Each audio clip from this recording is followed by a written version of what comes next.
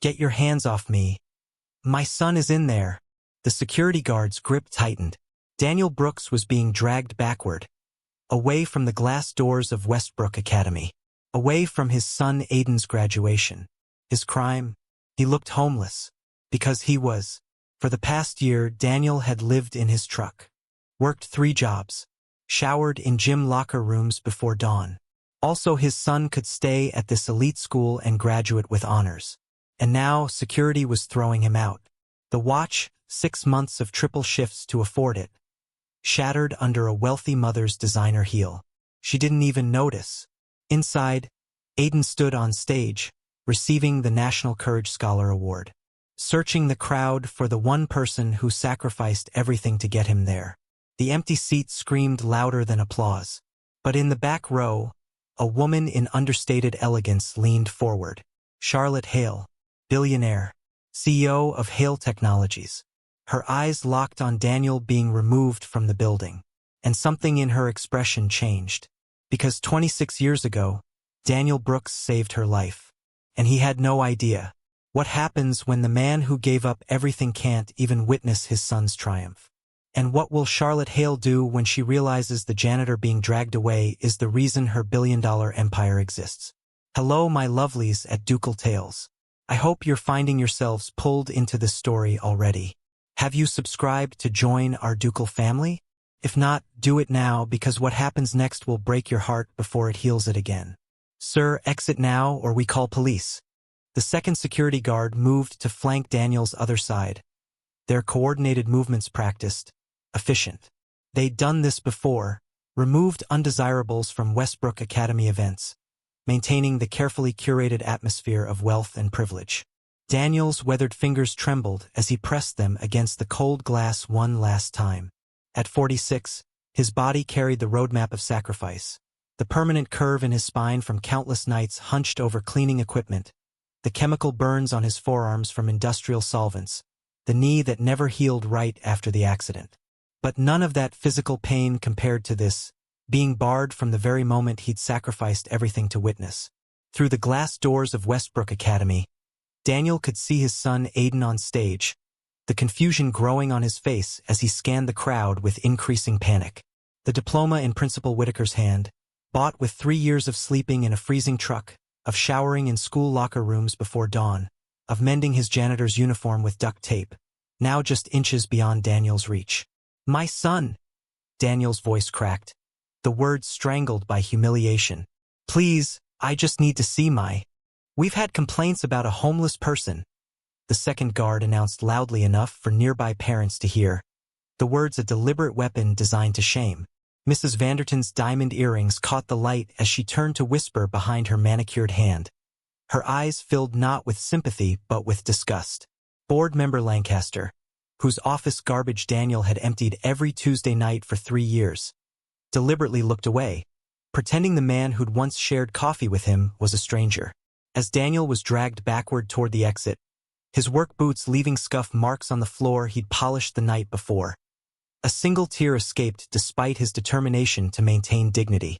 Not for himself but for Aiden, the boy who'd never complained about having less, who'd achieved everything through merit rather than privilege, who was about to receive honors without the one person who'd sacrificed everything to get him there. The small wrapped box lay forgotten on the floor where it had fallen, kicked carelessly toward the wall by a parent entering late. The silver paper was torn, revealing the corner of the vintage Omega Seamaster, the one similar to the timepiece Daniel's own father had given him upon graduation, sold years ago to pay for Aiden's school uniform. He'd found this one in a pawn shop and spent months making payments of $25 each week, imagining the moment he'd place it in his son's palm, the symbolic passing of time and hope from one generation to the next. Now it lay broken beneath Mrs. Vanderton's Louboutin heel, the red sole flashing like the emergency lights that had once illuminated his construction accident. The moment that had shattered not just his leg but his entire life. Inside the auditorium, in the back row, partially obscured by a marble column, Charlotte Hale shifted forward in her seat. Unlike the other wealthy patrons, her attention had caught on the commotion by the door. Her eyes narrowed at the scene unfolding, the janitor being removed, the casual cruelty of the security guards, the indifference of the assembled elite. Something in her expression changed as recognition flickered across her face. That posture, those hands, the way he held himself despite the humiliation.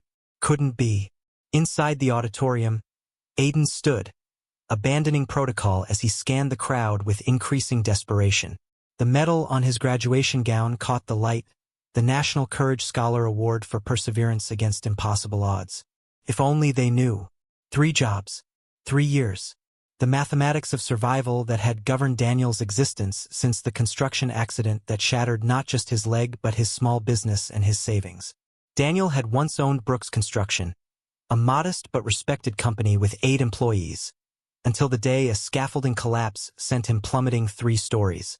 The medical bills came first, then the lawsuits from clients whose projects went unfinished, then the bankruptcy that erased 20 years of work in a single court hearing. Through it all, one thought sustained him. Aiden would not pay for his father's misfortune.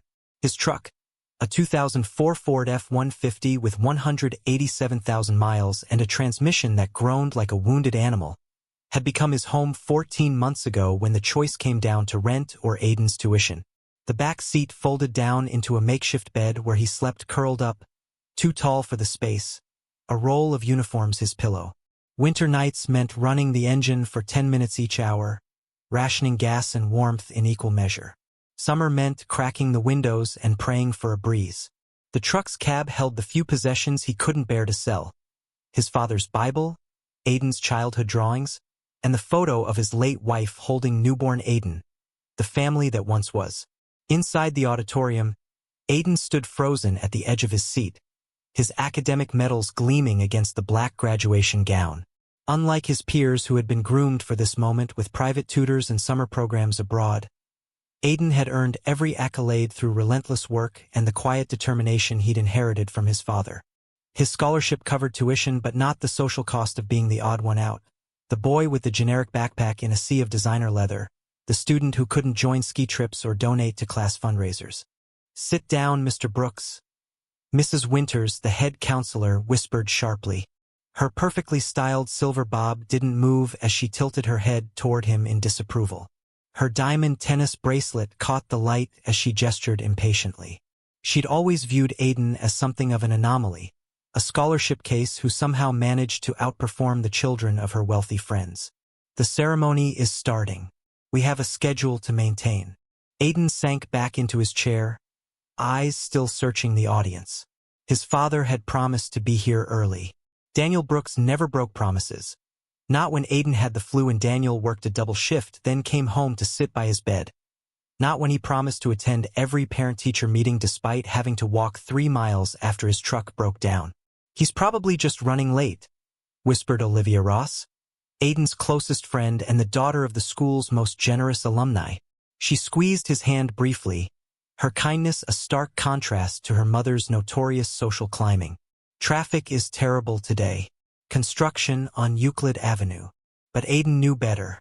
His father would have walked barefoot through a blizzard to be on time. In the back row of the auditorium, almost invisible in her understated elegance, Charlotte Hale's mind raced through memories 26 years old.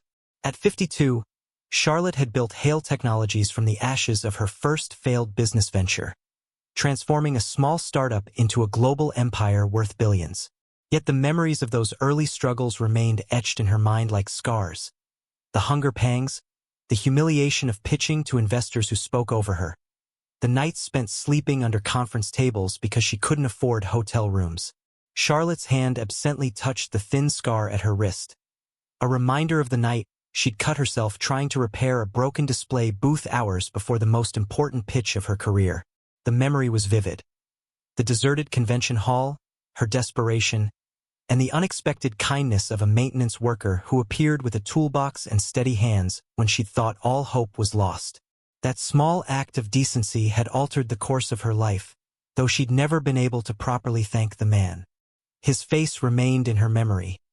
Kind eyes in a tired face, calloused hands that worked with surprising gentleness. Hands exactly like the ones she'd just seen pressed against the glass door. Charlotte observed the ceremony with a practiced neutrality, noting the carefully orchestrated displays of wealth around her. Mothers with tennis-toned arms draped in heirloom jewelry, fathers checking portfolio updates on phones that cost more than most families' monthly rent. Principal Whitaker's sycophantic smile as he greeted board members. Mrs. Winter's calculating gaze as she surveyed the room's power dynamics. This world was both familiar and foreign to Charlotte. She moved through it with ease but never felt at home in it, always remembering what it was like to be the outsider. Outside, Daniel spotted the small wrapped box on the floor where it had fallen, the watch now completely destroyed beneath the careless traffic of Westbrook Academy's elite. A parent entering late had kicked it carelessly toward the wall. The silver paper was torn, the crystal face shattered, the mechanism that had ticked faithfully for decades now silent and broken. Just like him. "Sir, you need to move away from the doors," the security guard called from inside, hand resting meaningfully on his radio. "Or we'll have to call the police." Daniel backed away, the threat of handcuffs hanging in the air between them. How would he explain to Aiden if he were arrested at his graduation? The shame would be unbearable. His son had never complained about their circumstances, had never asked why they couldn't afford what his classmates took for granted. Aiden had protected his father's dignity as fiercely as Daniel had protected Aiden's future. As he retreated to the edge of the property, Daniel's phone vibrated in his pocket. A text from Aiden. "Where are you? They're calling names soon." Dad. What could he possibly say? That the father he'd sacrificed everything for couldn't even enter the building where his son's future was being celebrated? That the man who'd taught him about dignity had just been stripped of his own? Inside, Principal Whitaker approached the microphone, adjusting his silk tie as he beamed at the assembled wealth before him. "Before we begin conferring degrees, I'd like to announce this year's recipient of the National Courage Scholar Award, given to the student who has demonstrated extraordinary perseverance and character." Aiden's gaze remained fixed on the entrance doors, his father's absence a wound that deepened with each passing minute. Charlotte Hale leaned forward in her seat, her instincts, honed by decades of reading people and situations, telling her that something was very wrong. The boy on stage was clearly distressed. The commotion at the door had been handled with unnecessary cruelty. And that man, she couldn't shake the feeling that she knew him. What she couldn't know was that the truth about the janitor who'd just been removed, and the extraordinary lengths he'd gone to for his son, was about to emerge in a way no one in that auditorium could possibly anticipate.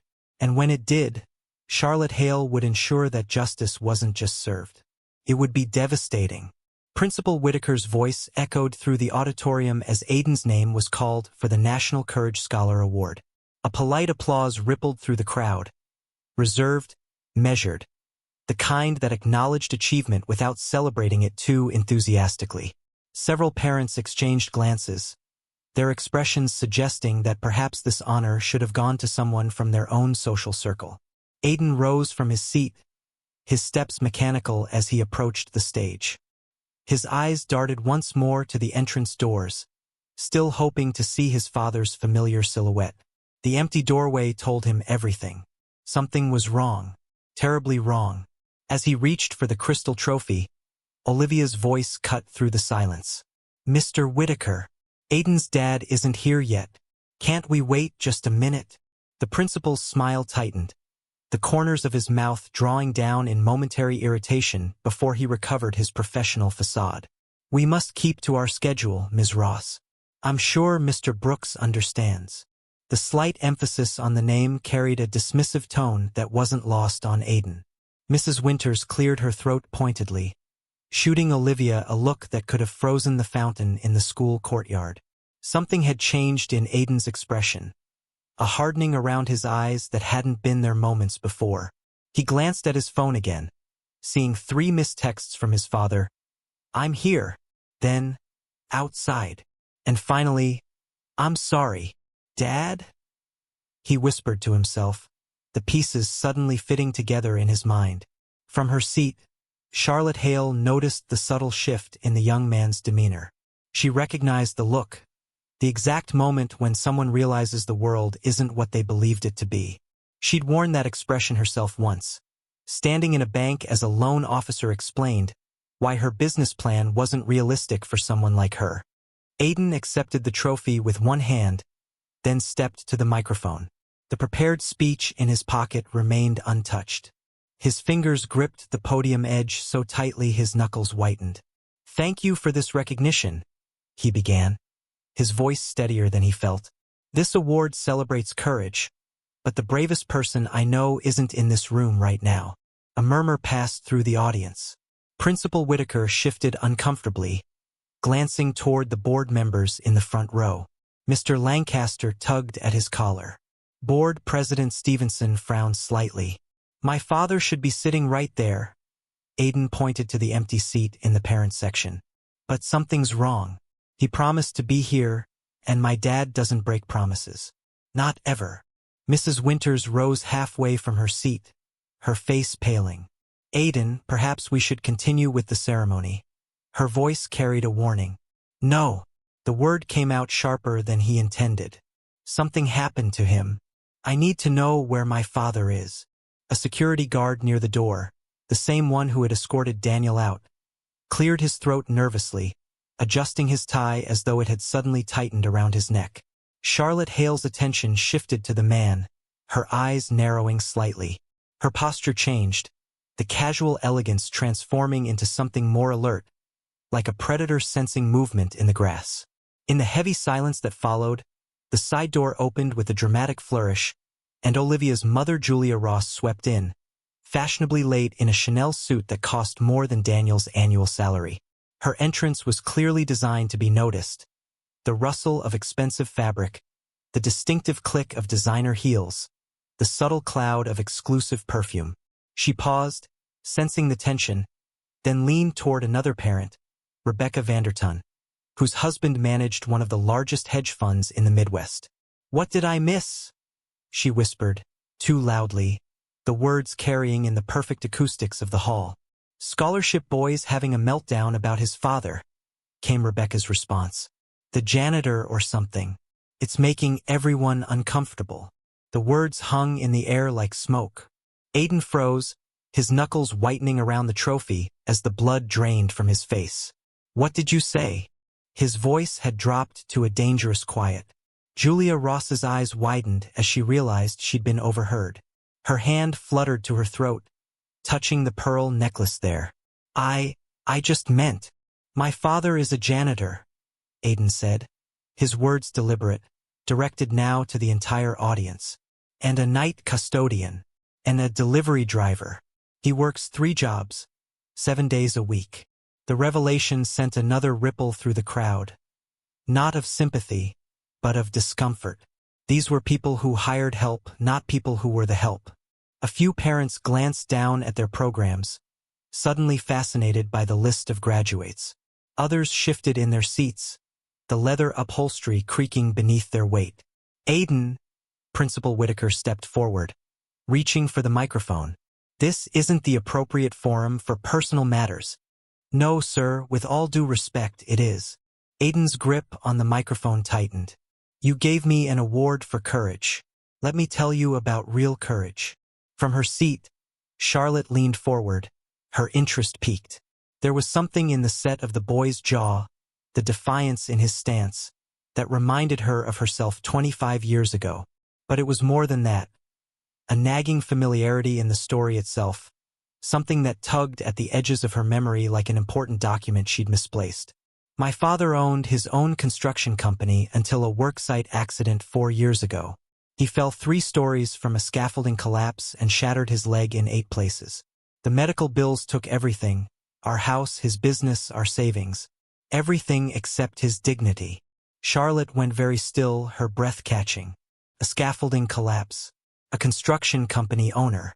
The timing aligned perfectly with her own memories.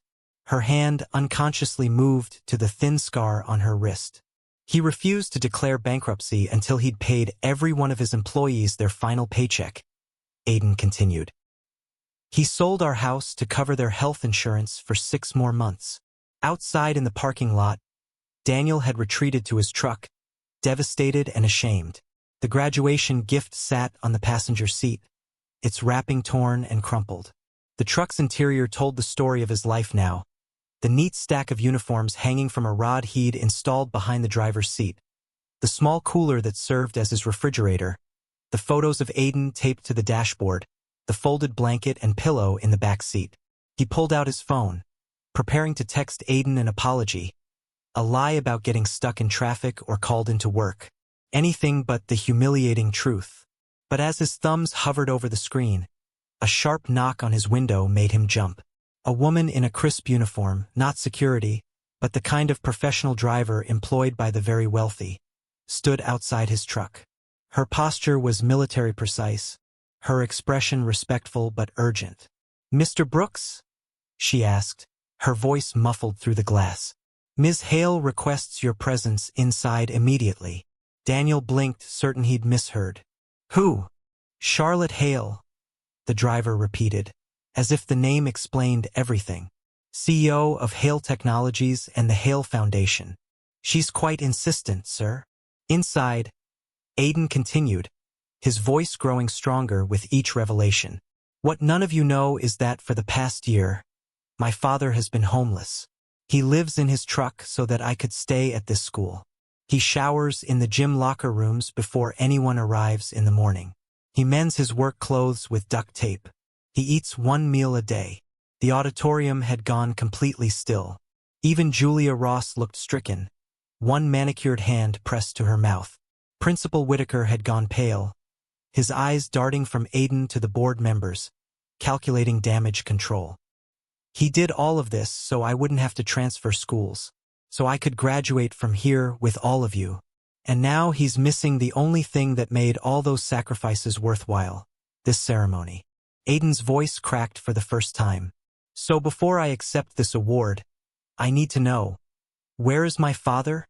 The security guard who had escorted Daniel out stepped forward, sweat beading on his forehead. His Adam's apple bobbed as he swallowed. We removed a man from the premises about 20 minutes ago. He was in work clothes, claimed he was a parent." The blood drained from Aiden's face. "You threw my father out?" A chair scraped against the floor, a harsh, discordant sound in the tension-filled silence. Charlotte Hale stood, her movements deliberate and controlled. Every head turned toward the sound, and a collective intake of breath followed as they recognized the billionaire philanthropist whose name adorned the school's science building. "Excuse me." Her voice carried effortlessly, without the need for a microphone. The room stilled further, sensing power that exceeded even their considerable collective influence. "Did I just hear correctly? A parent was removed from his child's graduation." Principal Whitaker hurried toward her, hands extended apologetically, his face a mask of practiced contrition. "Ms. Hale, I assure you this is a misunderstanding that we can address privately after the—" "What was this man's name?" Charlotte interrupted, her eyes never leaving Aiden. There was an intensity in her gaze now, a focused attention that caused several board members to exchange nervous glances. "Daniel Brooks," Aiden answered, his voice hollow. Charlotte went very still, the color draining from her face. "Daniel Brooks," she repeated softly. "From Brooks Construction? In Cleveland." Aiden nodded, confusion mixing with his distress. "Yes, but how would you know that?" Charlotte's hand moved to the thin scar on her wrist, tracing it with her thumb. A gesture so private, so unconscious, that only those closest to her noticed it. Her voice, when she spoke again, carried an emotion no one in that room had ever heard from the famously composed businesswoman. "Columbus Convention Center, 1999. My prototype display booth collapsed the night before the investor showcase." Her words were measured, each one heavy with memory. "A maintenance worker stayed 3 hours after his shift to help me rebuild it. He refused payment." She turned to the security guard, her eyes flashing. "Find him, now. Bring him inside with every courtesy you would show to me." As the guard hurried away, Charlotte moved toward the stage with the calm authority of someone who had spent decades commanding rooms much larger than this one. But those closest to her noticed something unexpected. Her hands were trembling slightly, and there was moisture gathering in her eyes that she blinked away before anyone could be certain they'd seen it. "Aiden," she said as she reached him, "I believe I owe your father a debt that is long overdue." The whispers erupted throughout the hall. Principal Whitaker looked like he might faint, tugging at his collar as though it were strangling him. Mrs. Winters dropped her program, the glossy paper landing with a soft thump on the expensive carpet. Julia Ross and Rebecca Vanderton exchanged wide-eyed glances, their earlier disdain transformed to calculating interest. No one noticed the side door opening again as Daniel Brooks was escorted back inside, his expression a mixture of confusion and embarrassment as all eyes turned toward him.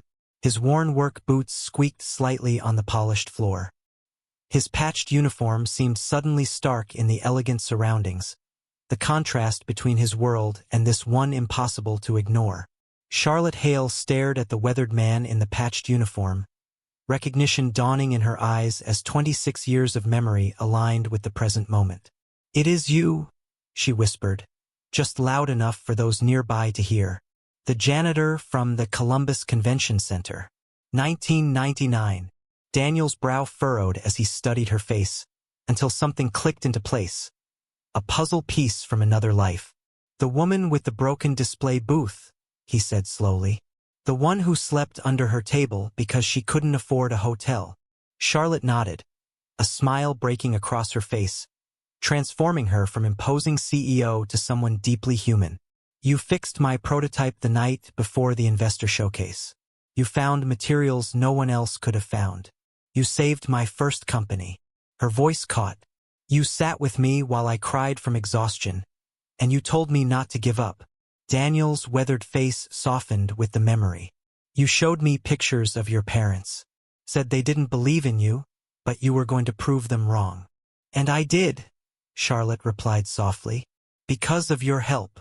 The revelation hung in the air, electric, impossible, connecting the billionaire and the janitor in a way no one could have anticipated. And in that moment, everything changed. The auditorium remained frozen in a tableau of shock. A room full of Cleveland's elite, suddenly confronted with the collision of two worlds they'd worked hard to keep separate. In the center of it all stood Daniel Brooks, his weathered hands hanging awkwardly at his sides, the patched elbows of his uniform catching the harsh overhead lights, and Charlotte Hale, whose mere presence commanded the space around her without effort. "Ms. Hale," Principal Whitaker stammered, inserting himself between them. Perspiration beaded along his hairline, dampening the collar of his $3,000 suit. "Perhaps we should continue with the ceremony and address this situation afterward?" Charlotte turned to him, one eyebrow raised slightly. The temperature in the room seemed to drop 10 degrees with her gaze. "This situation, as you call it, is precisely why I fund scholarships at this institution, Principal Whitaker. To ensure that talent and character," she gestured toward Aiden, "are recognized regardless of background." Her tone remained pleasant, but carried an undercurrent that made the principal take a small step backward, his Italian leather shoes squeaking against polished marble. Aiden descended from the stage in 3 quick strides, crossing to his father. The crystal award clutched in his hand caught the light, sending prisms dancing across his father's worn uniform. "Dad," he whispered, his voice breaking as he took in the rumpled clothes. The exhaustion etched into Daniel's face, the small cut on his hand where he must have tried to retrieve the damaged watch. "Why didn't you tell me?" Daniel's eyes clouded with a mixture of shame and pride. "Tell you what, son? That I couldn't even make it past the front door of your graduation." He tried to smile, but the effort fell short, revealing the weight of 1,000 indignities endured in silence. "This was supposed to be your moment, your achievement." Charlotte watched them, something softening in her expression. The same expression she'd worn 26 years ago when a kind janitor had told her not to give up on her dreams. Then, with deliberate purpose, she turned to address the audience. Her voice carried to every corner of the hall without raising it, a skill honed through decades of board meetings and press conferences where men had tried to talk over her. 26 years ago, I was nobody. No connections. No family money. Just a desperate entrepreneur with a prototype and one chance to impress investors. She touched the scar on her wrist again, a gesture several people now noticed and understood. "The night before the most important presentation of my life, my display collapsed. At midnight, in a deserted convention center." The audience leaned forward collectively, captivated by this glimpse into the origin story of one of America's most successful businesswomen. Board President Stevenson, whose own fortune came from old money and strategic marriages, couldn't hide his surprise. His wife's pearls clicked softly against her collarbone as she tilted her head, suddenly reassessing Charlotte Hale as someone who had once been ordinary.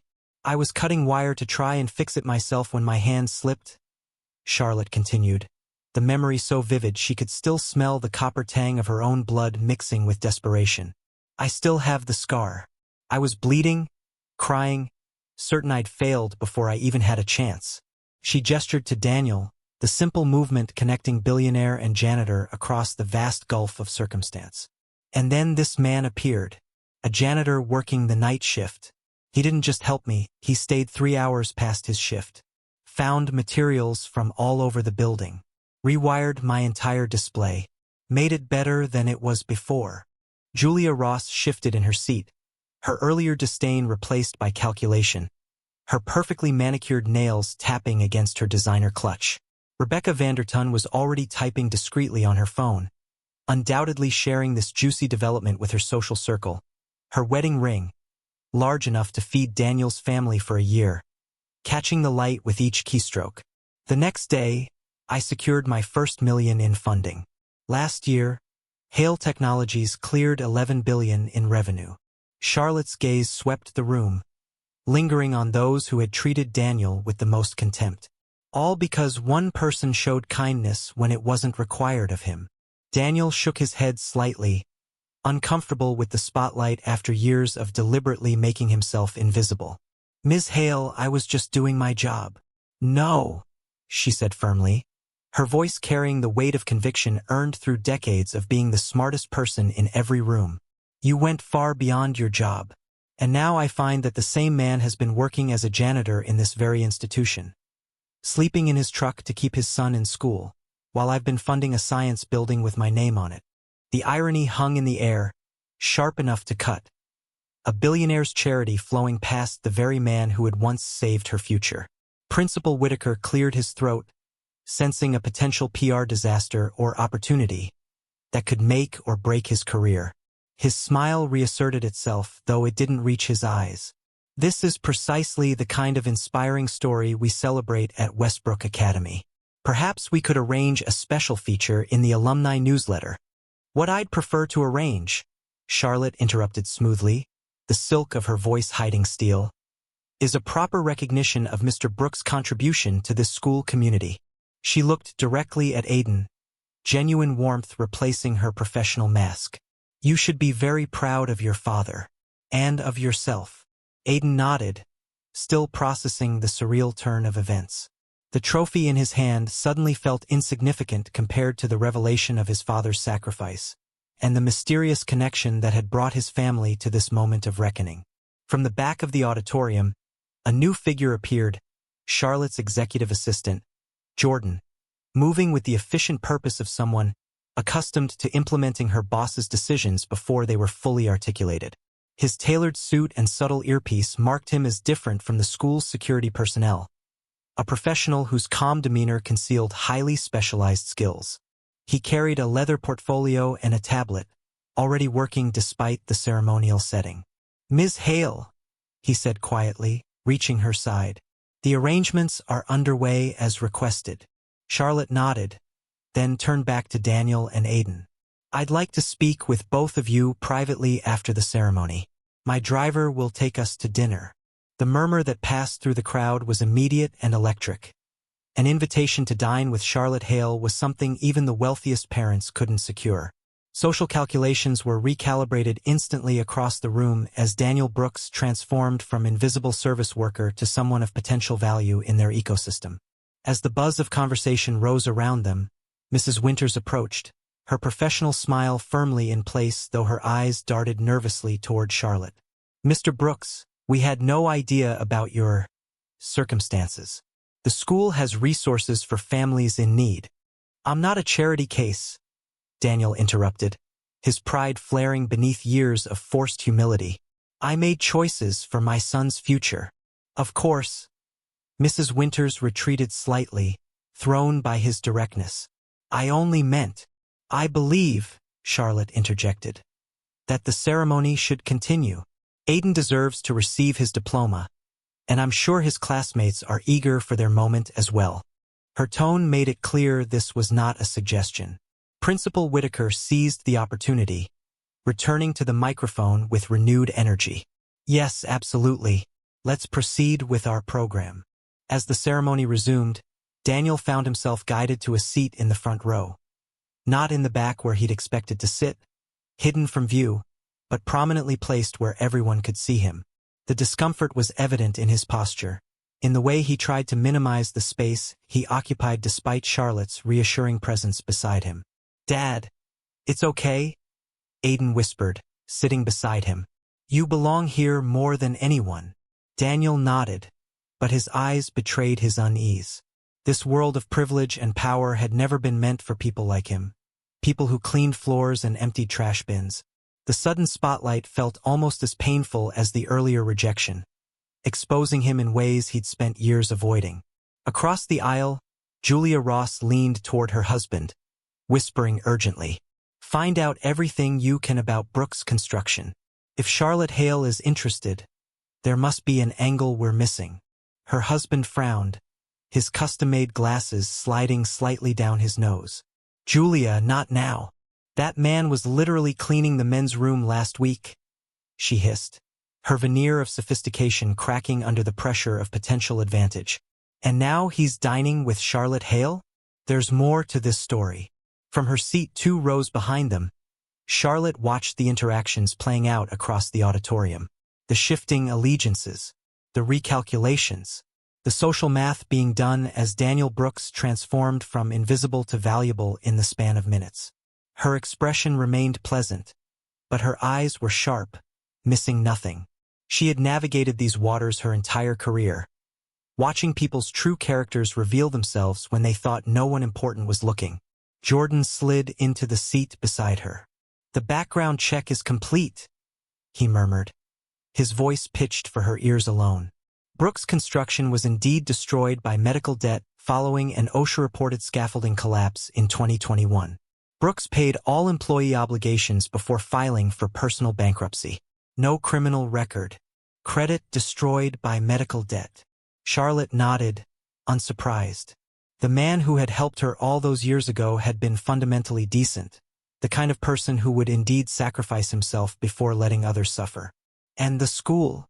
Initial research suggests systematic exclusion of scholarship parents from major events. Several complaints buried in the administration records. The security guards were following an unwritten protocol.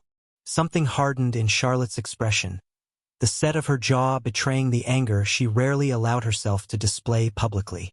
"Prepare termination of my foundation's funding, contingent on board changes and policy revisions."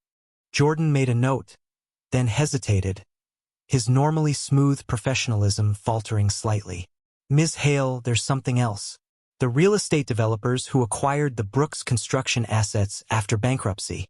"Let me guess," Charlotte said quietly, pieces clicking into place with the precision that had made her a formidable business opponent. "Vanderton Holdings?"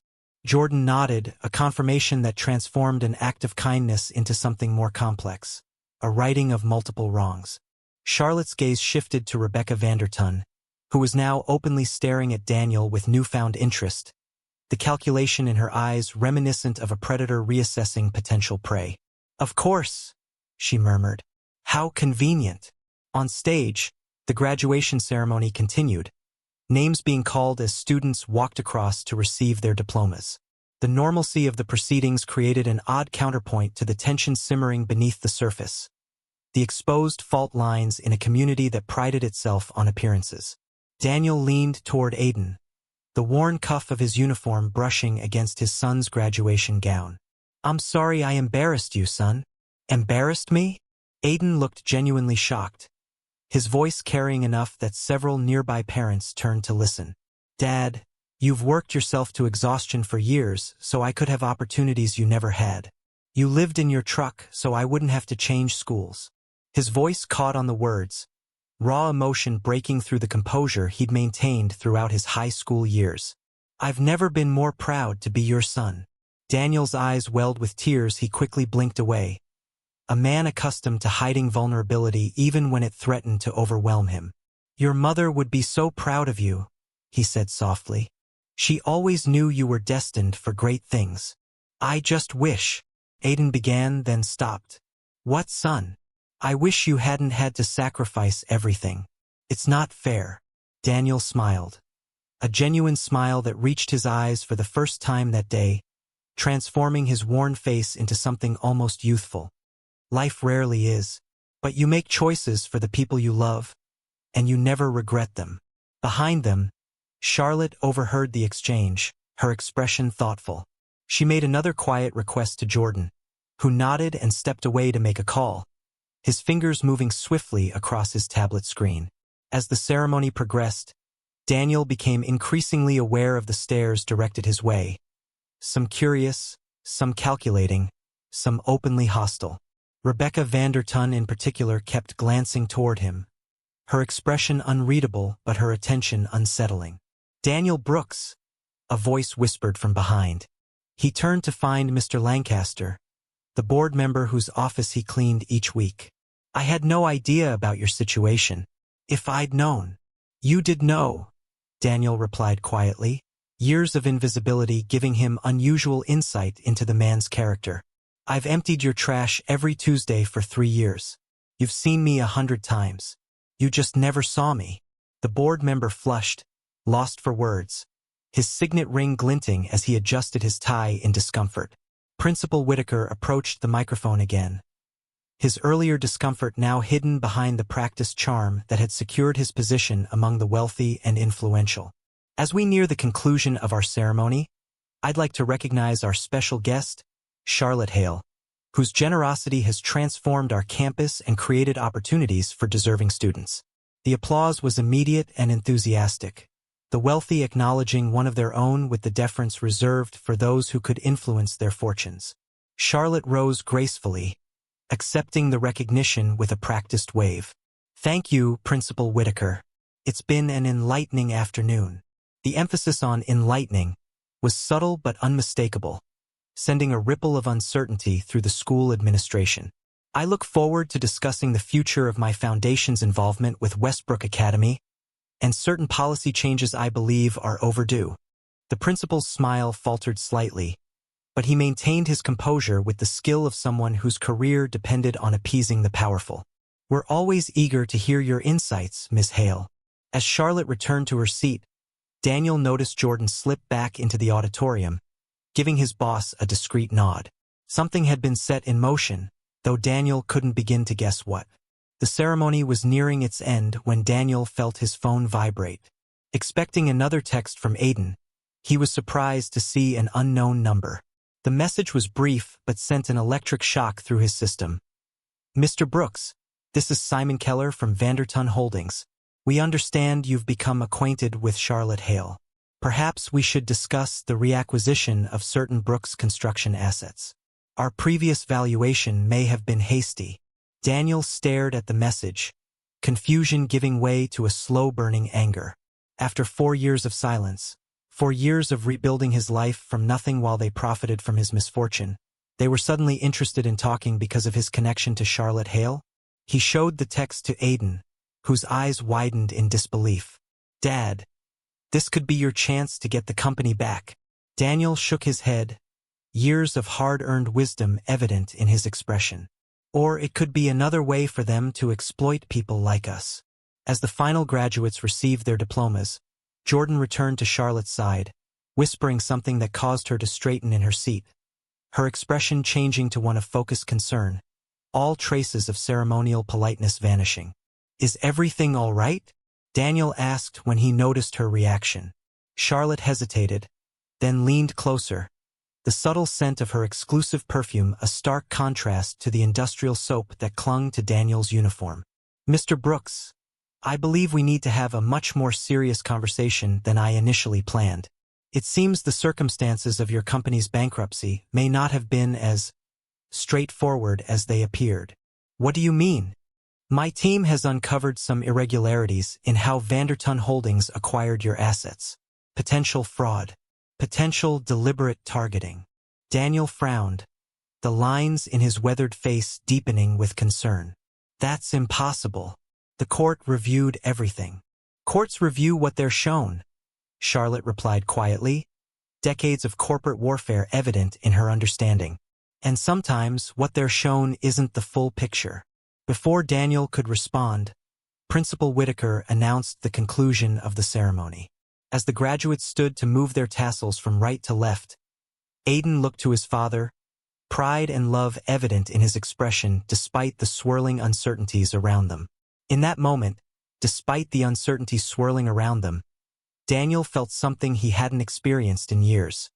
Hope, not just for Aiden's future but perhaps, just perhaps, for his own as well.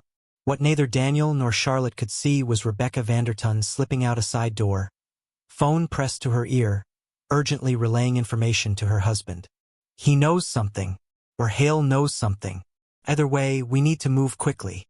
The ceremony ended with thunderous applause, but beneath the celebration, currents of tension and possibility flowed, setting the stage for revelations that would change far more lives than just the Brooks family.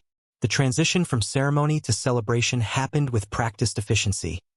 Graduates flooding into the grand atrium where catering staff circulated with champagne flutes and hors d'oeuvres on silver trays. Crystal chandeliers cast honeyed light over the sea of black gowns and proud parents. The atmosphere thick with perfume, accomplishment, and old money. Daniel stood at the periphery, a lighthouse keeper watching ships that would never dock at his shore. His work boots felt heavier with each passing minute, the borrowed blazer suddenly too warm under the attention he couldn't escape.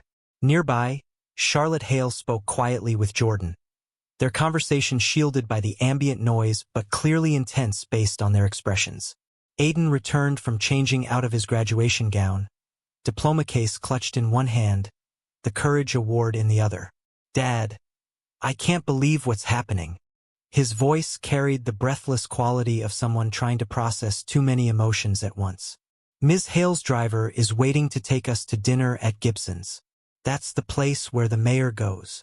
Daniel nodded, distracted by the text message still glowing on his phone screen. Simon Keller from Vanderton Holdings, the company that had acquired the broken pieces of his life for pennies on the dollar. "Mr. Brooks." Charlotte approached, her expression carefully composed but her eyes betraying concern. "My car is ready whenever you and Aiden are." Before Daniel could respond, a hand clapped his shoulder with false camaraderie. He turned to find Lawrence Vanderton standing behind him, impeccably dressed in a bespoke suit that probably cost more than Daniel earned in 3 months. Rebecca hovered at his side, her earlier disdain replaced by a brittle smile. "Daniel Brooks," Lawrence boomed, as though greeting an old friend rather than the man whose livelihood his company had dismantled. "I understand congratulations are in order, both for your exceptional son and your reconnection with Charlotte Hale." Daniel felt Charlotte stiffen beside him. The tension between the two wealthy executives was immediate and palpable, two apex predators recognizing each other's territory. "Lawrence," Charlotte acknowledged coolly, "this is a surprise. I wasn't aware you had a student graduating today." "Board member's privilege," he replied smoothly, then returned his attention to Daniel. "I believe Simon reached out to you? We should discuss the Brooks construction situation, perhaps over drinks next week." "There's nothing to discuss," Daniel said flatly. "Your company bought my assets at bankruptcy auction. It's done." Lawrence's smile didn't reach his eyes. "Well, in business, nothing is ever truly final, especially given your newly elevated circumstances." Charlotte's intervention was swift and precise. "Daniel and Aiden are joining me for dinner to discuss their future. Perhaps another time, Lawrence." Something dangerous flashed across Vanderton's face, a microsecond of naked anger before his practiced charm reasserted itself. "Of course, another time." He nodded to his wife, and they moved away with practiced grace, though not before Rebecca shot Charlotte a look of undisguised hostility. "You have powerful enemies," Daniel observed as they watched the Vandertons disappear into the crowd. "So it seems to you," Charlotte replied, "though you may not have realized it until now." The ride to Gibson's passed in contemplative silence. Daniel gazed out the window of Charlotte's Mercedes, watching Cleveland's landscape transition from the manicured grounds of Westbrook Academy to the revitalized downtown district. Beside him, Aiden alternated between awestruck observation of the car's luxurious interior and anxious glances at his father. From the front passenger seat, Jordan worked silently on a tablet, occasionally murmuring into a Bluetooth earpiece. Information was being gathered, decisions executed, all with the frictionless efficiency that characterized Charlotte Hale's operations. Gibson's private dining room offered both luxury and discretion, a space where deals worth millions were negotiated over perfectly seared steaks and 60-year-old scotch. The maitre d' greeted Charlotte with the deference reserved for royalty, not batting an eye at Daniel's work clothes as he showed them to a secluded table overlooking the Cleveland skyline. Once they were seated and drinks ordered, sparkling water for Charlotte, soda for Aiden, and after some hesitation, a beer for Daniel, Charlotte placed a slim folder on the table between them. Before we discuss anything else, I want to thank you properly for what you did for me all those years ago, she said to Daniel. Your kindness that night at the convention center changed the trajectory of my life. Daniel shook his head. I just helped fix a display booth. Anyone would have done the same. But they didn't. You did. Charlotte's gaze was direct, unflinching. And now I find you in circumstances that trouble me deeply, not just personally, but professionally. She opened the folder, revealing documents bearing the Vanderton Holdings letterhead. My team has been doing some rapid research since we connected today. What they've found suggests that what happened to Brooks Construction wasn't merely bad luck or unfortunate timing. Daniel frowned. What do you mean? The scaffolding that collapsed. It was inspected 2 days before your accident, correct? Yes, passed with flying colors. I have had all the paperwork. Charlotte nodded. My team found the original inspection report in city records. She slid a document across the table. And they found this version in Vanderton Holdings acquisition files. Daniel stared at the two reports side by side. They appeared identical except for one crucial difference. The second report showed structural deficiencies that had supposedly been flagged but ignored. This is forged, he said, voice hardening. I never saw this version. Of course not, Charlotte replied, because it was created after the accident. By someone at Vanderton Holdings. Aiden leaned forward, eyes wide. They faked safety reports? But why? That's what I asked my team to determine. Charlotte turned to Jordan, who had joined them at the table. What did you find? Jordan's professional demeanor never wavered as he pulled up a series of documents on his tablet. Brooks Construction was one of 6 local construction companies that collapsed under similar circumstances between 2018 and 2022. All involved workplace accidents. All resulted in bankruptcy. All were acquired by shell companies that eventually traced back to Vanderton Holdings. He displayed a map showing the locations of the companies, then overlaid it with another map. And all were located on or adjacent to parcels now part of the Riverside Development Project. Daniel's face drained of color. The luxury high-rises? That's a $2 billion project. $3 billion, actually, Charlotte corrected. Vanderton's crown jewel development. Set to break ground next month. The implication hung in the air, too terrible to voice immediately. Aiden was the first to say it aloud. They targeted my dad's company deliberately? Because they wanted the land? Charlotte nodded slowly. The evidence suggests a systematic campaign to acquire strategic properties through distressed sales rather than fair market purchases. Your father's company was valuable not for its assets but for its location. Daniel's hands clenched into fists on the table. Those ingrates, my employees. Some of them couldn't find work for months. Eddie Ramirez had to pull his kid out of college. Maria Ross lost her house. Maria Ross? Charlotte asked sharply. Any relation to Julia Ross? Her cousin, Daniel confirmed, though Julia never acknowledged the connection. Too embarrassed by the poor side of the family, I guess. Charlotte and Jordan exchanged glances. That explains some things, Jordan murmured. Wait, Aiden interrupted. If what you're saying is true, this is criminal. It's fraud, right?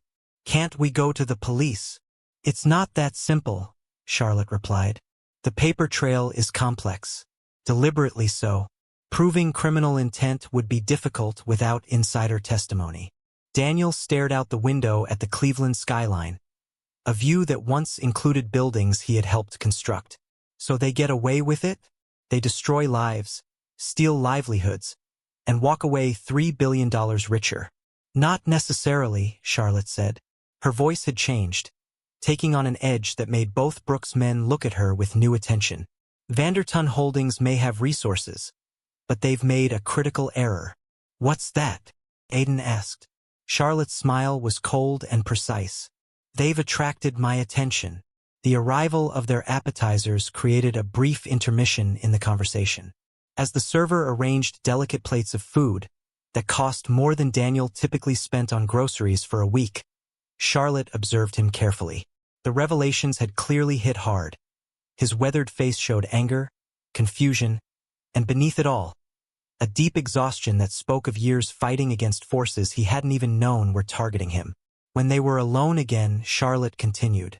Hale Technologies has been looking for a construction partner for our new innovation campus here in Cleveland. We need someone who understands local building codes, has connections with quality subcontractors, and maintains the highest safety standards. Daniel looked up, uncertain where she was going with this. I'd like to help you rebuild Brooks Construction, Daniel.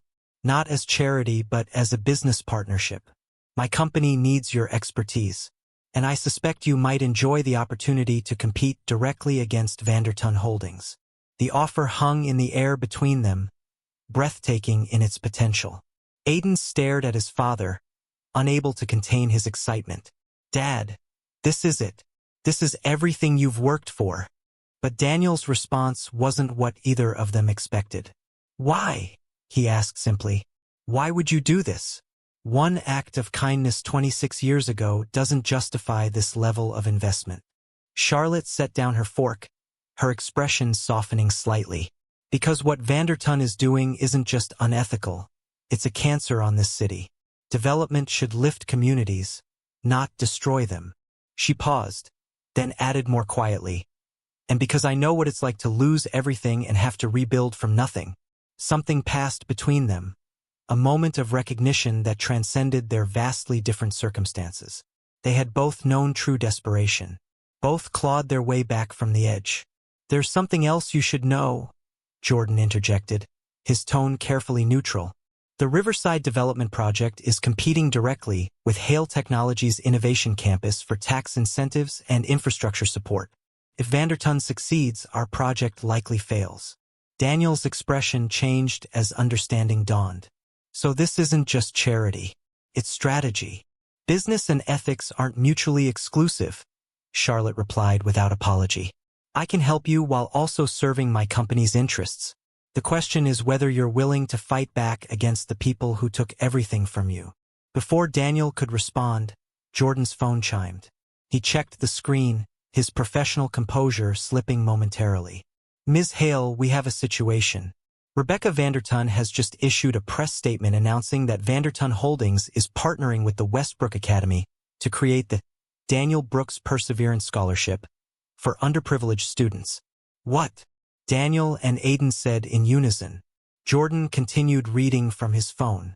Having learned of Mr. Brooks' inspiring story at today's graduation ceremony, we're moved to honor his remarkable sacrifice by creating opportunities for other deserving families. He looked up. They're pledging $1 million and naming you as the scholarship's honorary chairman. They can't do that without my permission, Daniel protested. They already have, Charlotte said grimly. It's a classic Vanderton move, controlling the narrative before we can act. By tomorrow morning, they'll be heroes, and any accusations you make will look like ingratitude. Daniel pushed his plate away, appetite gone. So that's it? They destroy my company, then use my name to polish their image. Not quite, Charlotte replied, a dangerous glint in her eye. They've made a critical miscalculation. She turned to Jordan. Call Elise. Tell her to activate contingency plan checkmate. Jordan's eyebrows rose slightly, but he nodded and stepped away to make the call. What's contingency plan, checkmate? Aiden asked. Something I reserve for opponents who believe they're untouchable, Charlotte answered. She turned to Daniel, her expression softening slightly. I understand if this is overwhelming. You came to your son's graduation today and suddenly found yourself in the middle of a corporate war. Daniel was quiet for a long moment, studying the woman across from him. This titan of industry who had once been a desperate entrepreneur sleeping under a conference table, now offering him a chance at redemption. When my wife died, he said finally, I promised her I'd give Aiden every opportunity for a better future. That's been my North Star through everything, every sacrifice, every humiliation. He looked at his son, pride evident in his expression. Today I watched him graduate at the top of his class. Mission accomplished. He turned back to Charlotte. But what kind of example am I setting if I let them use me like this? If I walk away when I have a chance to fight back? Charlotte nodded, something like approval in her eyes. So you'll accept my offer? With one condition, Daniel said. Whatever we do, it's about justice, not revenge. I want back what's rightfully mine, and I want to protect others from what happened to me. But I won't become like them to do it. Dad?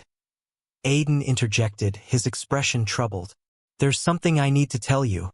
Something I should have told you a long time ago. Daniel turned to his son, surprised by the sudden shift. What is it? Aiden hesitated, then reached into his pocket and pulled out a crumpled envelope. Last year, when you thought I was at that weekend science competition, I was actually meeting with Mr. Vanderton. What? Daniel's voice was barely a whisper. He offered me a full scholarship to MIT, Aiden continued, unable to meet his father's eyes. Said it was part of their corporate outreach program. All I had to do was convince you to drop your appeal on the bankruptcy ruling.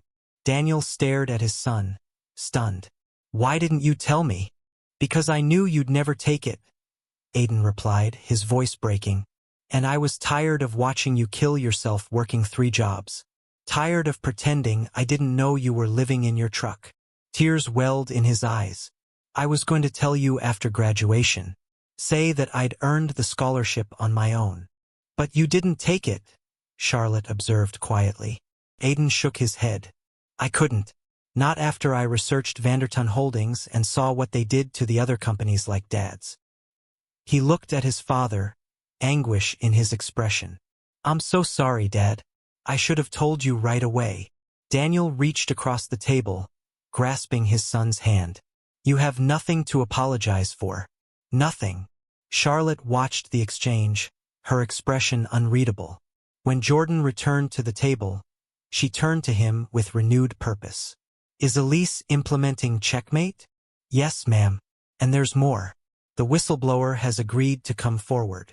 Whistleblower? Daniel asked. Charlotte nodded. Someone inside Vanderton Holdings who has documentation of their systematic targeting of local businesses, including yours. Who is it? Aiden asked. Charlotte's answer was interrupted by the chime of Daniel's phone. He glanced down at the screen, his expression transforming from confusion to shock. Dad, Aiden prompted. What is it? Daniel turned the phone so they could see the screen. It displayed a text message from a name that made Charlotte inhale sharply. Daniel, I know what Lawrence did to Brooks Construction. I'm the one who executed the orders. And I'm ready to tell the truth about everything. Julia Ross. The pieces suddenly aligned with devastating clarity. Julia Ross's cousin who lost her house, her husband's connection to Vanderton Holdings, her calculated social climbing at Westbrook Academy. It seems, Charlotte said quietly, that not everyone in the Vanderton orbit is as loyal as Lawrence believes. Daniel stared at the message, the implications unfolding like a map to a destination he'd thought forever lost. She wants to meet tomorrow morning at her office. No, Charlotte said sharply. Not her office. That's their territory. She turned to Jordan. Arrange the meeting at our legal counsel's office. Full security protocols. And notify Elise we may need to accelerate checkmate. Daniel looked between them, still processing this seismic shift in his fortunes. In the span of a single day, he had gone from invisible service worker to central figure in a high-stakes corporate battle. "One question," he said finally. "What exactly is checkmate?" Charlotte smiled, the smile of a chess master who has seen 20 moves ahead. Hale Technologies announced our acquisition of controlling interest in Vanderton Holdings 30 minutes ago. While Lawrence was playing games at the graduation ceremony, my team was buying his company out from under him. Aiden gasped. "You bought their entire company?" "Not yet," Charlotte replied. "The purchase is pending shareholder approval at next week's emergency board meeting." She locked eyes with Daniel. "A meeting where your testimony and Julia Ross's will be critical." The weight of the moment settled over the table, the breathtaking reversal of fortune, the dawning possibility of justice, the realization that the game had changed in ways none of them could have anticipated when the day began. "So what happens now?" Daniel asked quietly. "Now," Charlotte replied, "we prepare for war." The gleaming offices of Hargrove, Winters and Associates occupied the 32nd floor of Cleveland Tower, offering panoramic views of the city Daniel had helped build, one construction project at a time. He stood by the floor-to-ceiling windows, watching dawn break over the skyline, his reflection a ghostly overlay on the glass, work boots and patched uniform incongruous against the backdrop of corporate power. "They're late," Jordan observed, checking his watch for the third time in 15 minutes. The conference room behind them sat prepared but empty. Legal pads at each seat, water pitchers sweating condensation, the machinery of justice humming in standby mode. "She's not coming," Daniel said quietly. The text from Julia Ross glowed on his phone screen. The promise of testimony, of truth, of redemption. But as the minutes ticked past the 7 a.m. meeting time, certainty settled in his gut like concrete. They got to her. Charlotte entered the room, her expression controlled but tension visible in the set of her shoulders. "My sources confirm Julia and Lawrence Vanderton took off in the company jet at 5:30 this morning. Destination unknown." The news landed like a physical blow. Daniel braced himself against the window, leaving a smudged handprint on the immaculate glass. "So that's it? Without her testimony." "We still have the documentation Jordan uncovered," Charlotte reminded him. "It's circumstantial, but not enough," Daniel finished. "Not against the army of lawyers Vanderton will throw at this." The elevator chimed, drawing their attention. Aiden stepped into the office suite, his face ashen. "Dad, have you seen this?" He held up his phone, displaying the front page of the Cleveland Business Journal's digital edition. The headlines sent ice through Daniel's veins. "Brooks Construction Scandal Resurfaces. Former owner accused of safety violations leading to 2021 accident." Charlotte moved swiftly to Aiden's side, scanning the article. "They're claiming whistleblower testimony that you falsified safety records, that the accident was the result of your negligence." "That's a lie." Daniel's voice echoed off the glass and marble surfaces. "I would never." "They're saying you're attempting to extort Vanderton Holdings with false accusations," Aiden continued, scrolling through the article. "They've quoted 3 former employees." "Which ones?" Daniel demanded. Aiden's expression crumpled. "Eddie Ramirez is one of them." The betrayal cut deeper than Daniel could have anticipated. Eddie had been his foreman, his friend.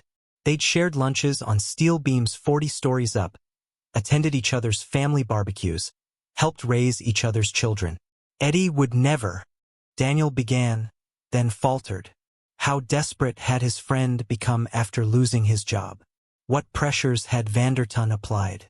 Jordan approached, his own tablet displaying another headline. Hale Technologies stock drops 8% on news of Vanderton acquisition attempt. Charlotte took the tablet, her expression darkening. "They're claiming I'm using you to orchestrate a hostile takeover. That I've manipulated a vulnerable individual to serve corporate interests." The strategy was elegant in its cruelty. Not just destroying Daniel's reputation, but weaponizing the very power imbalance between him and Charlotte to undermine both of them. "Ms. Hale," Jordan said quietly, "the board is requesting an emergency call."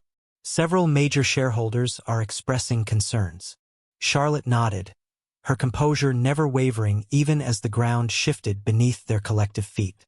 Arrange it for noon, and get me Richard in legal. We need to prepare a response. As she stepped away to handle the crisis, Daniel sank into a chair, the weight of the situation crushing down on him. I should never have agreed to this. I should have just walked away with my son's graduation and been grateful. Dad, no. Aiden knelt beside him. Vanderton destroyed your company. They made you homeless. We can't let them get away with it. Daniel looked at his son. This brilliant young man who had thrived despite every obstacle, who should be celebrating his achievement rather than being dragged into a corporate war. This isn't your fight, Aiden. It never should have been. The hell it isn't. Aiden shot back with unexpected force. They stole our home. They made you live in your truck. They tried to bribe me. This is exactly my fight. Before Daniel could respond, his phone rang. An unknown number. He answered cautiously. Hello, Daniel Brooks. The voice was female, unfamiliar. This is Detective Morales, Cleveland Police Department. We need you to come down to the station regarding allegations of fraud related to Brooks Construction. Daniel's blood ran cold. What allegations? Sir, I'd prefer to discuss this in person. You can come voluntarily, or we can issue a formal summons. As Daniel ended the call, he looked up to find Charlotte watching him, her expression grave. The police? She asked, already knowing the answer. He nodded. Vanderton's moving faster than we anticipated. They're trying to discredit you before the shareholder meeting, Charlotte said. If you're under criminal investigation, your testimony becomes suspect. Jordan returned, his professional demeanor slipping for the first time. Ms. Hale, there's more. The press is reporting that Hale Technologies engaged in insider trading related to the Vanderton acquisition attempt. The SEC is opening an inquiry, Charlotte finished, her voice steady despite the escalating crisis. Of course they are. The pieces of Vanderton's counterattack became clear, not just targeting Daniel, but striking at Charlotte's company, her reputation, the empire she'd spent decades building, all because she'd chosen to help him. I'm so sorry, Daniel said, the words inadequate against the magnitude of what was happening. This is my fault. No, Charlotte replied firmly. This is Lawrence Vanderton's fault, and he's about to learn why competing with me is a serious mistake. She turned to Jordan. Implement security protocol Echo, full media blackout, and get me a lease. It's time for contingency plan Phoenix. As Jordan hurried away, Charlotte turned back to Daniel and Aiden. I need to manage this crisis, but I want you both to know. This isn't over. Not by a long shot. What should we do about the police? Aiden asked, fear evident in his voice despite his attempt at bravery. Charlotte's expression softened slightly. Go to the station. Answer their questions truthfully. Admit nothing. My attorneys will meet you there. As she turned to leave, Daniel caught her arm. Why are you doing this? Your company is under attack because of me. You could walk away, distance yourself. Why keep fighting? Charlotte looked at him, really looked at him, with an intensity that made the rest of the room fade away. Because 26 years ago, when I was at my lowest point, you didn't walk away. You stayed and helped, expecting nothing in return. She squared her shoulders. And because Lawrence Vanderton has spent decades destroying lives for profit, and it's time someone finally stood up to him. With that, she was gone, swept into the machinery of crisis management, leaving Daniel and Aiden alone in the vast conference room. Dad! Aiden's voice was small, uncertain. What do we do now? Daniel looked at his son, this child who had never known real financial security, who had watched his father struggle and sacrifice, who had carried burdens no young person should have to bear. We tell the truth, Daniel said simply. It's all we have left. As they prepared to leave for the police station, Daniel's phone chimed with another text. He checked it, expecting more bad news, but froze when he saw the sender. Eddie Ramirez. The message was brief, but sent hope coursing through Daniel like electricity. They forced us to lie. We're ready to tell the truth. Meet me at O'Malley's. 1 hour. Come alone. Daniel stared at the phone, hope and suspicion warring within him. After everything that had happened, could he trust his former friend? Or was this another trap in an increasingly dangerous game? What is it? Aiden asked, noting his father's expression. Daniel hesitated, then made his decision. Change of plans. I need you to go to the police station and stall them. Tell them I'm on my way. Where are you going? Daniel pocketed his phone, determination replacing despair. To find out if we still have allies in this fight. As he headed for the elevator, Daniel couldn't shake the feeling that he was walking into danger. But after years of playing by the rules only to lose everything, perhaps it was time to take a risk. For his son. For justice. For the chance to reclaim what was rightfully his. What he couldn't know was that across town, in the private terminal of Cleveland Hopkins International Airport, Julia Ross sat in the Vanderton corporate jet, a USB drive clutched in her trembling hand, watching her husband Lawrence issue orders over the phone. Orders that would ensure Daniel Brooks never made it to O'Malley's bar.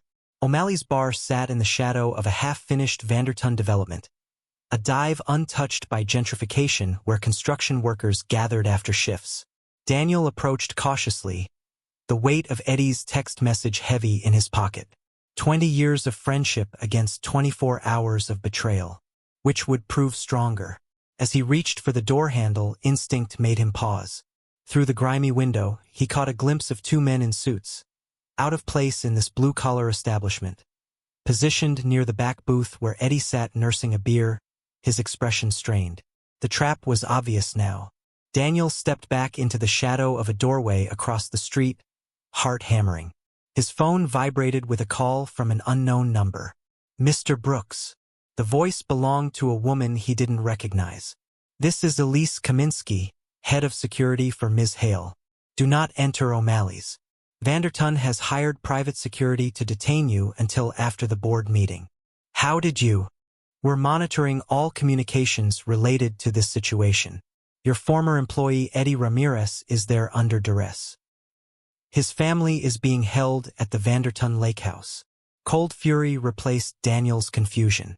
What do I do? There's a black SUV approaching your position. That's us. We're going to extract Eddie and get you both somewhere safe. The vehicle appeared as promised, stopping just long enough for Daniel to climb inside. Behind tinted windows sat a woman with close-cropped silver hair and the unmistakable bearing of ex-military. Mr. Brooks, she nodded. I'm Elise. We have approximately 3 minutes before Vanderton's people realize their quarry isn't coming inside. What about Eddie? We can't leave him. We're not. Elise tapped her earpiece. Team 2, execute. Through the window, Daniel watched as two individuals entered O'Malley's from the kitchen entrance. Moments later, they emerged with Eddie between them, moving with practiced efficiency toward a waiting car. What about his family? Daniel asked. Already secured, Elise replied. Ms. Hale deployed a team to the lake house 30 minutes ago. Mrs. Ramirez and the children are safe. Relief washed over Daniel. Charlotte thought of everything. That's why she's Charlotte Hale. Elise's expression remained professional, but respect colored her tone. And why Lawrence Vanderton is about to have the worst day of his privileged life. 15 minutes later, they arrived at a nondescript office building on Cleveland's east side, the type of location designed to attract no attention whatsoever. Inside, the contrast was striking. Cutting-edge security systems and communications equipment staffed by a team of professionals who moved with military precision. Welcome to the Phoenix site, Elise explained. Ms. Hale maintains secure locations in every city where Hale Technologies operates. For contingencies. Like corporate wars with billionaires? Daniel asked. The hint of a smile crossed Elise's face. Exactly like that. Eddie Ramirez was already there, his weathered face lined with exhaustion and shame. When he saw Daniel, he stood, hands trembling slightly. Danny, his voice cracked. They threatened my kids.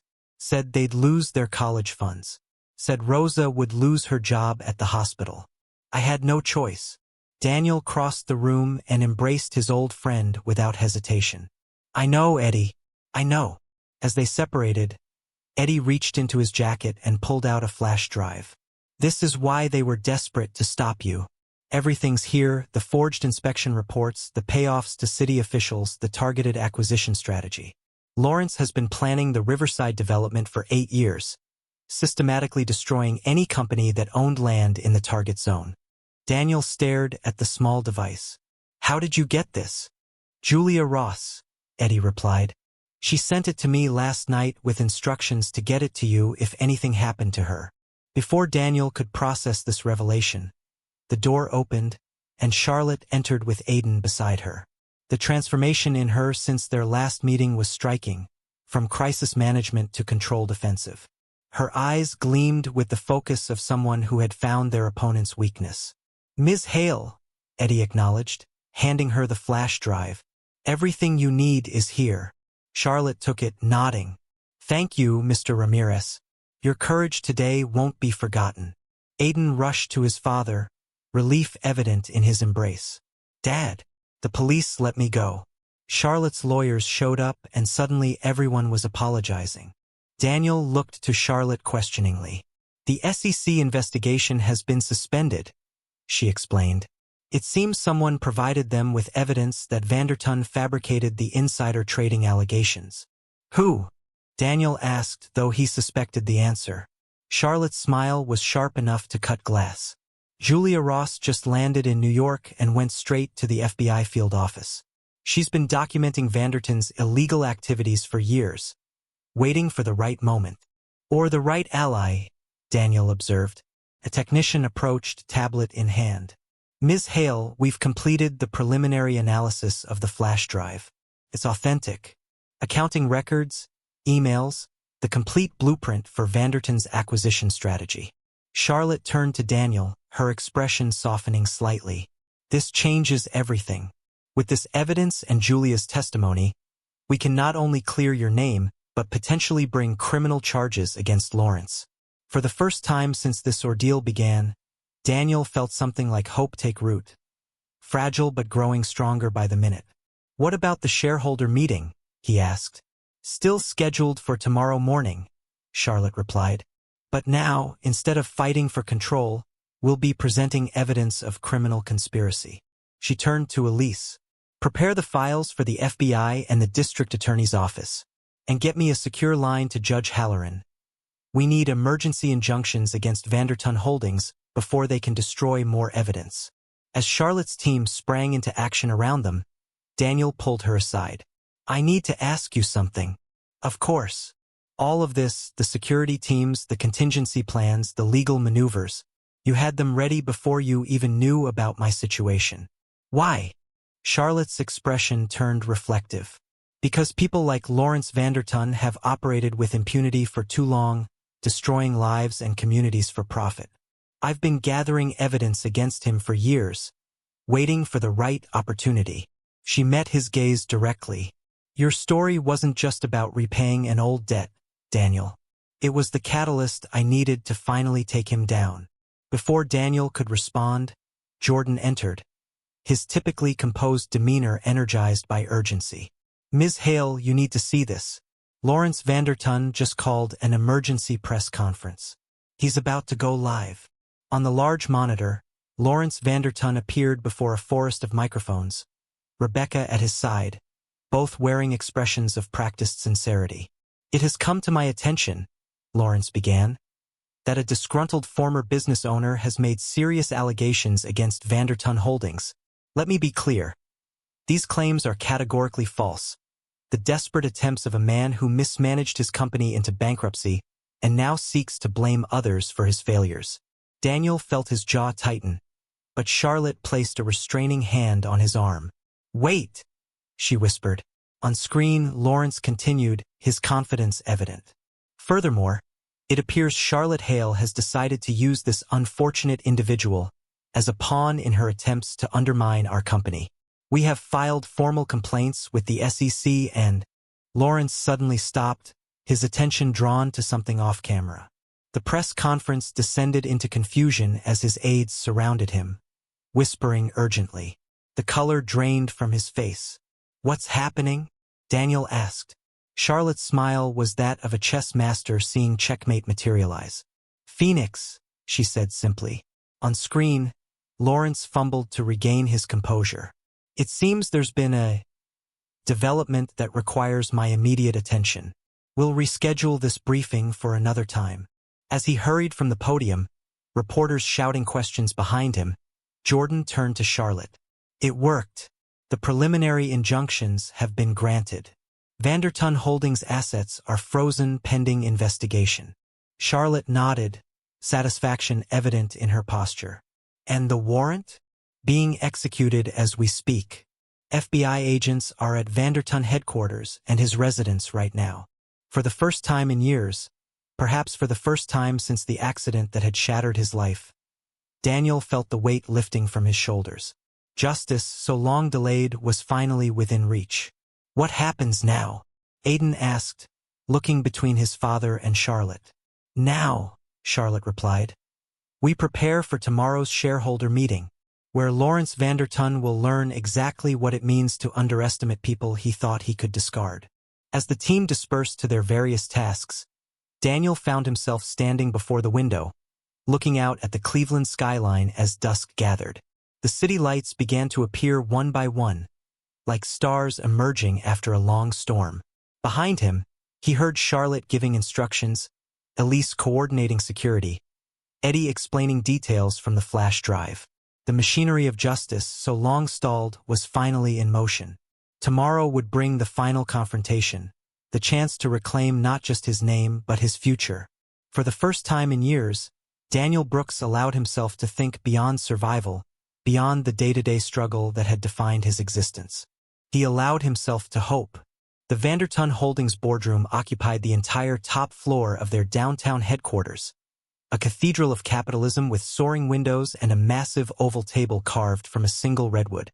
Daniel had never set foot in such a space before.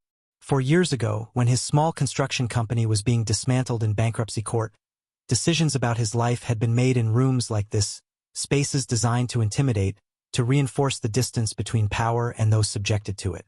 "Nervous?" Charlotte asked quietly as they waited for the shareholders to arrive. Daniel adjusted his tie. A simple blue one Charlotte's team had provided along with the first new suit he'd worn in years. "I've spent the last 3 years cleaning rooms like this after the people who mattered went home. Being invited to sit at the table feels strange." Charlotte nodded, understanding in her eyes. "Remember, you belong here. This was always about justice, not charity." Aiden sat beside his father, his graduation watch, recovered and repaired by Charlotte's staff, gleaming on his wrist. Eddie Ramirez and 3 other former Brooks construction employees waited in an anteroom, their testimonies prepared and practiced. The doors opened, and the Vanderton Holdings shareholders began filing in, venture capitalists, investment bankers, old money heirs, all with the same question in their eyes. What emergency had dragged them to Cleveland on a Sunday morning? Lawrence Vanderton entered last, flanked by lawyers instead of his wife. His confident stride couldn't quite disguise the strain around his eyes, the slight dishevelment of a man who hadn't slept. He stopped short at the sight of Daniel and Charlotte seated at the head of the table. "What is this?" he demanded, turning to the board chairman. "Why are these people in my boardroom?" The chairman, a silver-haired man whose placid expression masked decades of ruthless business decisions, cleared his throat. "Ms. Hale controls 28% of Vanderton Holdings shares as of yesterday. She has the right to call this meeting and to bring relevant parties." Lawrence's face flushed. "This is absurd. I hold controlling interest." "Not anymore," Charlotte interrupted smoothly. "While you were busy fabricating charges against Mr. Brooks, your sister-in-law sold her 14% stake. Combined with what I acquired on the open market, that gives me effective control." The revelation landed like a thunderbolt. Lawrence stared at her, momentarily speechless. Rebecca's sister would never. "Margot was quite motivated after learning how you've been systematically hiding assets during her divorce proceedings," Charlotte explained. "Women talk, Lawrence. You should remember that." As Lawrence sank into his chair, Charlotte stood, commanding the room with effortless authority. Ladies and gentlemen, I've called this emergency meeting to address serious allegations of fraud, corporate espionage, and criminal conspiracy within Vanderton Holdings. Jordan distributed folders to each shareholder, comprehensive dossiers detailing years of systematic targeting and destruction of local businesses to acquire land for the Riverside Development Project. "This is slander," Lawrence protested, but his voice lacked conviction. "These allegations are baseless." Page 3, Charlotte continued as if he hadn't spoken. The original safety inspection report for Brooks Construction, dated June 12, 2021. Page 4, the falsified version created by Vanderton's legal team after the accident. Page 5, bank transfers to the city inspector who was persuaded to lose the original. The room temperature seemed to drop as shareholders leafed through the evidence. Lawrence's lead attorney whispered urgently in his ear, but he waved the man away, desperation building in his expression. "You can't prove I knew about any of this," he insisted. "These were actions taken by overzealous employees." Page 12, Charlotte replied calmly. "Email from you to Julia Ross, dated April 3, 2021. Brooks is the last holdout. Get it done whatever it takes. Use the usual method." A shareholder at the far end, a woman whose family fortune predated the Civil War, closed her folder with deliberate precision. "Mr. Vanderton, are we to understand you deliberately orchestrated accidents to force property acquisitions?" Lawrence's composure cracked. "The Riverside development will generate billions in revenue. Sometimes difficult decisions." "Difficult decisions?" Daniel's voice cut through the boardroom, quiet but carrying a weight that silenced everyone. "Is that what you call it when you destroy people's livelihoods? When you force families into poverty? When you make a man live in his truck so his son can finish school?" He stood, facing Lawrence directly. "You didn't just take my company. You took my home, my savings, my employees' jobs. All so you could build luxury condos on land you were too cheap to buy fairly." The room had gone completely still, the shareholders watching this confrontation with the focused attention of predators scenting blood. Lawrence's desperation turned to anger. "You were nothing, a small-time contractor who got in the way of progress. I built this company from your father's fortune," Charlotte interjected. "Let's not pretend you're self-made, Lawrence." She turned to the board chairman. "As the controlling shareholder of Vanderton Holdings, I'm calling for an immediate vote to remove Lawrence Vanderton as CEO and to cooperate fully with the ongoing FBI investigation." Lawrence surged to his feet. "You can't do this. The Riverside development is my legacy." "The development will proceed," Charlotte replied coolly, "but with ethical acquisition practices and fair compensation to the businesses your tactics destroyed." She turned to Daniel. "Starting with Brooks Construction." The chairman cleared his throat. "All those in favor of removing Lawrence Vanderton as CEO and initiating a full investigation of these allegations?" Hands rose around the table, not just Charlotte's, but nearly every shareholder present. The corporate death sentence delivered with the same dispassionate efficiency that had marked Lawrence's own business dealings. "This isn't over," Lawrence hissed, gathering his papers. "My family built this city. You'll regret coming after me." "Actually, it is over," Daniel said quietly. "And it wasn't Charlotte who came after you. It was the truth." As Lawrence stormed toward the door, it opened to reveal 2 FBI agents and Detective Morales from the Cleveland Police Department. "Lawrence Vanderton?" the lead agent said. "We need you to come with us for questioning regarding allegations of wire fraud, conspiracy, and witness tampering." The boardroom erupted in chaos as Lawrence was escorted out. Shareholders demanding answers, lawyers huddling in corners, the chairman calling desperately for order. Through it all, Daniel remained standing, watching the man who had destroyed his life face consequences for perhaps the first time. Charlotte touched his arm gently. "Ready for part 2? Daniel nodded, his expression solemn but resolute. "More than ready." They moved to the conference room next door, where Eddie Ramirez and the other former Brooks Construction employees waited. On a screen, Julia Ross appeared via secure video link from the FBI office in New York, her posture straight, her expression determined. The board has approved our proposal, Charlotte announced. Vanderton Holdings will provide full compensation to all businesses targeted by Lawrence's acquisition strategy, including complete restitution to Brooks Construction. Eddie's eyes widened. All of it? Our jobs?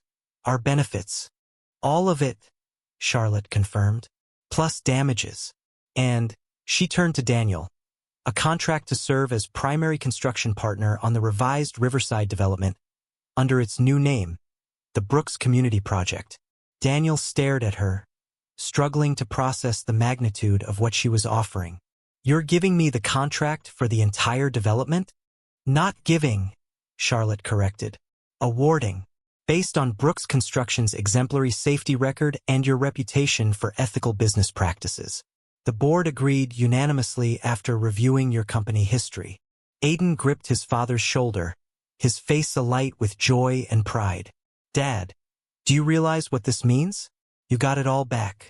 Everything he took from you.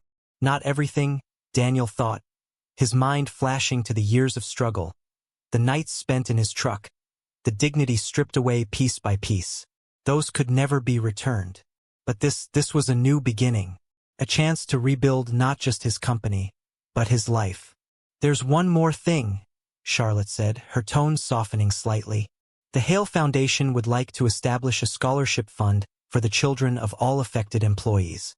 College expenses, fully covered. Eddie made a choked sound, his weathered face creasing with emotion. My Elena can go back to school? Finish her engineering degree. Charlotte nodded, and Eddie turned to Daniel, eyes glistening. I knew it, Danny. I knew if anyone could fix this, it would be you. The man too stubborn to stay down. As the room erupted in emotional embraces and tearful celebrations, Daniel found himself standing slightly apart, overwhelmed by the sudden reversal of fortune. For years of hardship, 3 years of invisible labor, 1 year of homelessness, and now, in the span of 36 hours, everything had changed. Charlotte joined him by the window, both looking out over the Cleveland skyline, the city where Daniel had once helped build the very towers that dominated the view. How does it feel? She asked quietly. Daniel considered the question, searching for words adequate to the moment. Like waking up, he said finally. Like I've been sleepwalking for years, just trying to survive, and suddenly I'm awake again. Charlotte nodded, understanding in her eyes. That's how I felt the day after you fixed my display booth. When the investors said yes. Like I could finally breathe again. Thank you, Daniel said simply, the words insufficient but all he had. Not just for the business, but for giving me back my dignity. You never lost it, Charlotte replied. Not really. You just needed someone to see it. As they turned back to the celebrating group, Aiden approached, his expression suddenly serious. Dad, I've been thinking about college. Daniel tensed slightly.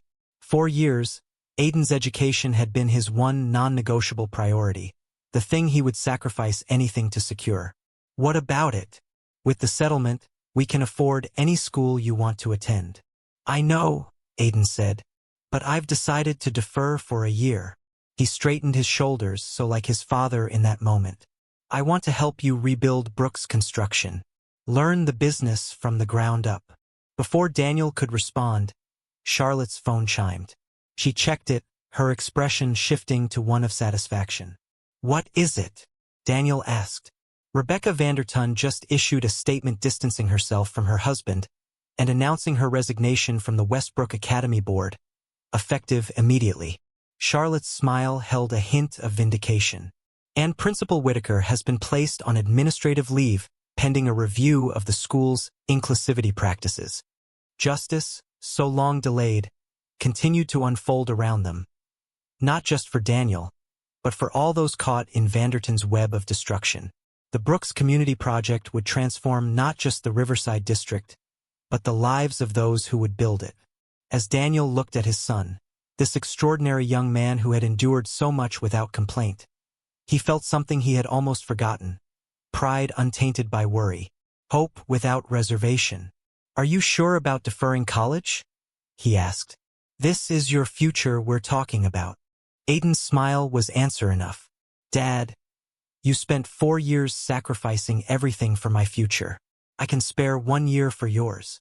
He glanced at the watch on his wrist, the graduation gift Daniel had so carefully saved for. Besides, it's about time a new generation learned how Brooks' men build things to last. In that moment, surrounded by the people who had helped him reclaim his life, Daniel Brooks understood that he had gained something beyond restitution, beyond justice, beyond even the revival of his company. He had gained a second chance. And this time, he would build something truly unshakable. 1 year later, the site of the Brooks Community Project buzzed with activity. Cranes reaching skyward, workers moving with purpose across steel beams.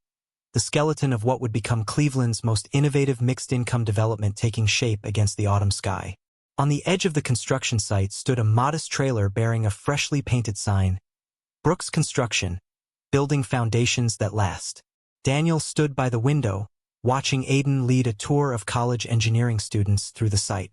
At 20, his son moved with the confidence of someone who had found his purpose, pointing out eco-friendly materials, explaining the affordable housing units that would make up 40% of the project, answering questions with the expertise he'd absorbed over the past year. "He's a natural," Eddie remarked, joining Daniel at the window. As the newly reinstated foreman of Brooks Construction, Eddie had overseen the hiring of 27 employees, all from the original team, plus new faces drawn from Cleveland's struggling neighborhoods. "Reminds me of you at that age. Same fire."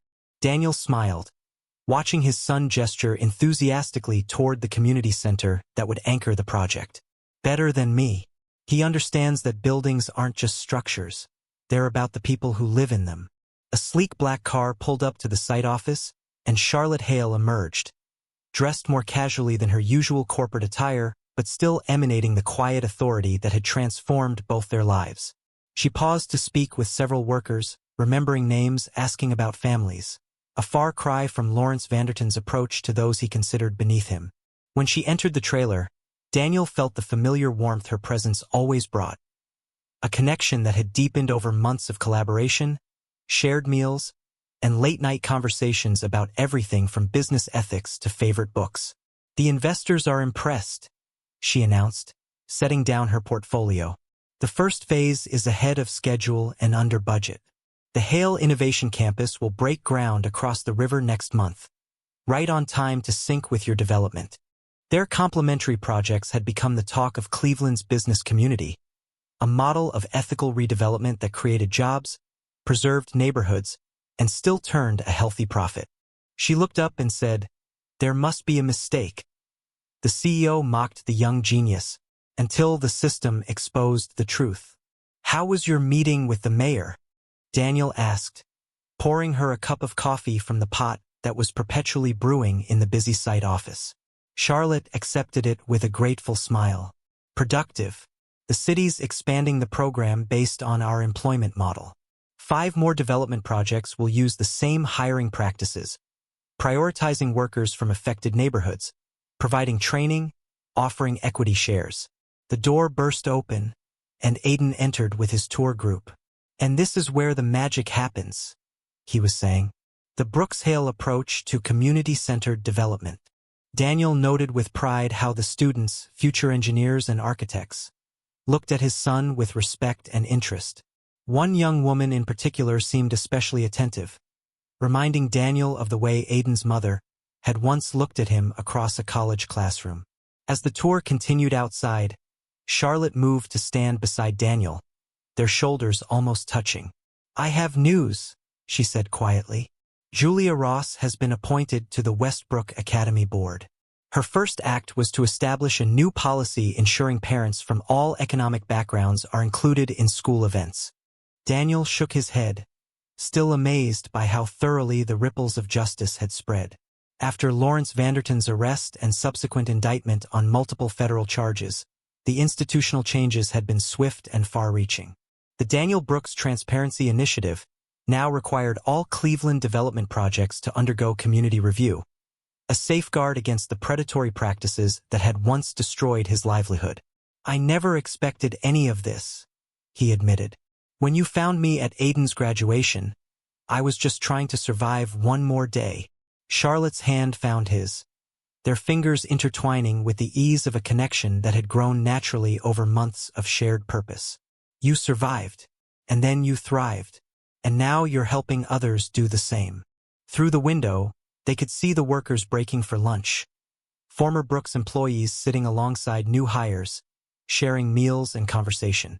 Many had been homeless like Daniel, given a second chance through the company's rehabilitation employment program. The construction loan is paid off, Daniel said, still marveling at how quickly Brooks Construction had regained solid financial footing. The company is officially debt-free.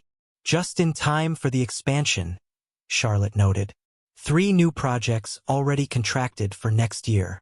Daniel turned to face her fully. I couldn't have done any of this without you. Yes, you could have, she corrected gently. Maybe not in the same way or on the same timeline, but you would have found your way back. That's who you are, Daniel Brooks, the man who rebuilds.